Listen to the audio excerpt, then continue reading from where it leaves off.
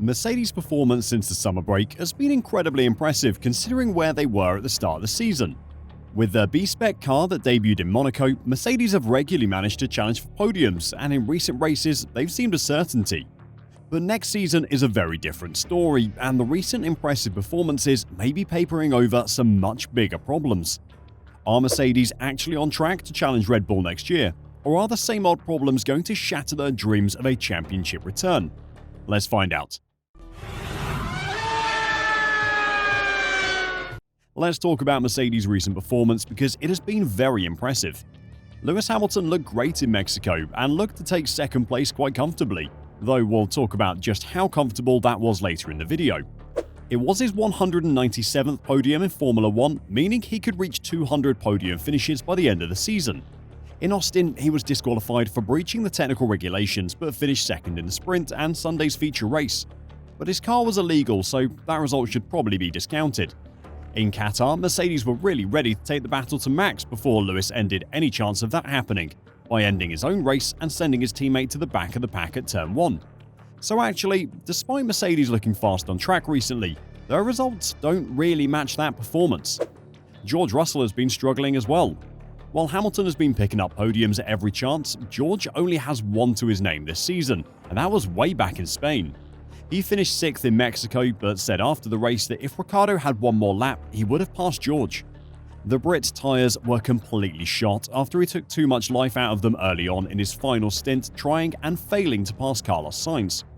But despite some negative results recently from one driver or the other, there is optimism around the Mercedes team. Mercedes introduced a new floor at Austin that carried with it a lot of talk about the 2024 Formula 1 season. The main aim was to confirm its development direction for next year's car. If the outcome of the upgrade is positive, then Mercedes will continue down the development path that the new floor is exploring. Only they know what that is, but the results we've seen on track would indicate that the new floor is working, right? Well, Lewis has been praising the balance of the car since the new upgrade. Not that George Russell appears any happier with the new floor over the old floor. Hamilton said Mercedes' encouraging recent progress has given him renewed confidence in his team. "I'm incredibly proud of my team and I have total faith in the team," Hamilton told Sky. "I know we can build a great car. We haven't for the past 2 years, but we can build a great car. There are a lot of engineers. Nobody wants to copy anybody. They want to fight their own way. But I think we are progressing. But I have heard that Red Bull are progressing as well.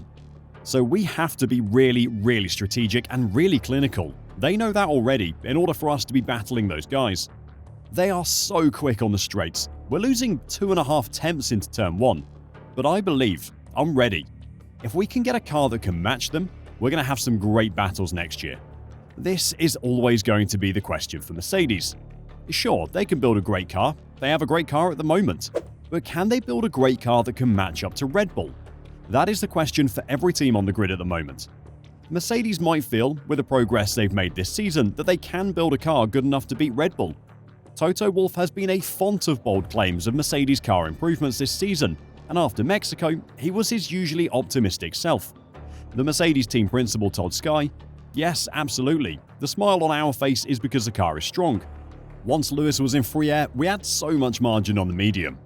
Hamilton expressed fear that his medium tyres would not allow him to cling on to P2, but Wolff teased, "It's been 20 years and we've been discussing that during the race. They're not going to last." Today it was a first. He said the car was good. "It was a brilliant drive. We have these oscillations in performance." Wolff paid tribute to Hamilton's efforts in Mexico. "One of the very good races that I've seen from him, because we didn't know if the mediums would hold on. He managed to increase the gap to Leclerc." But how much of this win was Hamilton's excellent driving? Prior to the red flag, Leclerc was under no real threat from the Mercedes of Lewis Hamilton. Charles stopped 7 laps later and exited still ahead, so was going to have a tyre advantage in a likely one-stop contest between them. Even if the Mercedes was better on the tyres than the Ferrari and didn't require quite as much lift and coasting to keep the brake calipers alive, it wasn't quick enough in a straight line. As we saw later when George Russell with DRS was unable to pass Carlos Sainz without it. But Hamilton was given another bite at the Leclerc cherry by Magnussen's turn 9 accident. The red flag and restart allowed Hamilton to switch to a set of mediums. With Ferrari opting to keep both its cars on hards for the remainder of the race came down to whether Hamilton could pass Leclerc before his tyres started to give up. Hamilton was able to pull it off with a very brave move that almost put him onto the grass. Verstappen was 3 seconds up the road at that point, and even in cruise mode was able to lap a consistent 0.3 seconds faster than the Mercedes. Hamilton's fastest lap of the race on the final lap was a one-off push, and probably surprised Verstappen, otherwise he would have put in a final push lap to secure it himself. The Ferraris on hard tyres should have come back at Lewis late on, as their tyres outlived the medium of the Mercedes. Instead, the Ferrari cars had to try and save their engine and brakes from spontaneous combustion, as the temperatures have both ramped up. Merc being kind to its tyres late in races has been a feature of the car all season as well. They've regularly surprised everyone with how little tyre degradation they have once their fuel load is mostly burnt off. That was an advantage that had nothing to do with the new floor. Without the red flag, Lewis might never have even had a look at Charles' rear wing, but we'll never know. He was pretty quick to admit that he never had a shot at Verstappen either. "Yeah, for sure, I could have pushed a little bit harder," he said. "But I did at one time try to see, okay, I think I've saved enough. Let me see if I can try and close this gap to Max." I think it was like 10 laps to go, and I did a 22.0 and Max did a 21.9.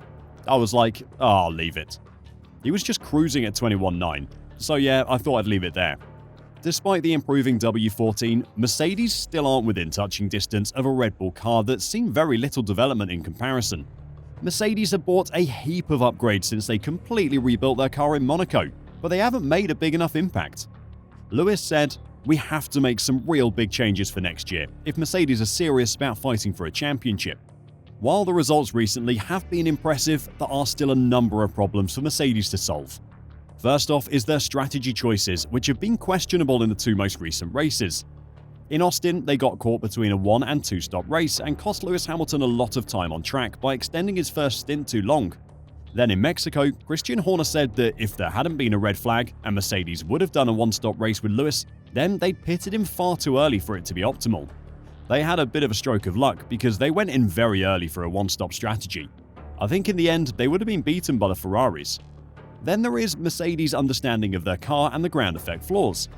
In Mexico, Lewis did put in a good performance, but it was nothing compared to the performance in Austin, and he had complaints about the car. Hamilton was 11th in FP1 and 7th in FP2. His teammate George Russell was 10th in FP2, having handed his car to Mercedes junior driver Frederic Vesti for the first session. The car is night and day different compared to last week. I don't really know what to say.